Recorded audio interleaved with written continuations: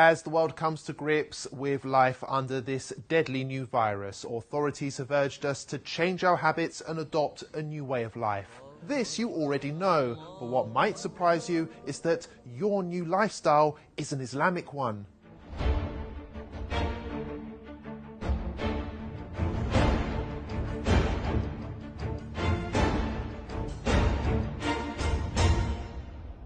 All Muslims believe that the Quran is both a holy text and a guide on how to live a healthy and productive life. Nearly all of Muslims' daily activities, whether that be praying, fasting, or the clothes they wear, have been recommended in the Quran or by the Holy Prophet Muhammad.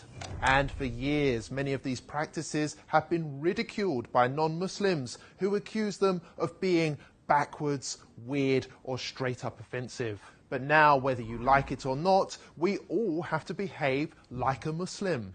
For starters, pubs, clubs and casinos have all been closed. In some cases, medical experts urged for a complete halt on alcohol consumption because it makes the virus worse, prompting some countries to ban its sale outright. People are prioritizing hygiene and washing more regularly throughout the day, just as Muslims wash before their 5 daily prayers. It's even become socially acceptable not to shake hands, a typical Muslim practice between men and women, which was often branded insulting in Western culture.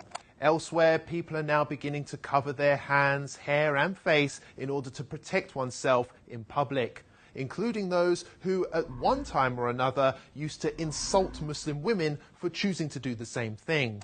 If there wasn't this way, you can use a scarf. A scarf is, a lot of people have scarves, and you can use a scarf. Scarf would be very good.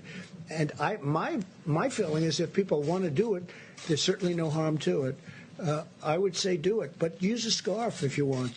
Even Islamophobic governments, which blanket banned the Muslim burqa, can now be seen adopting masks, which makes them look more Muslim than ever before. European countries like Austria have gone as far as to make face covering compulsory by law. And the face veil, covering, has turned out to be so beneficial that London aims to make it compulsory for all in shops and on public transport going forward.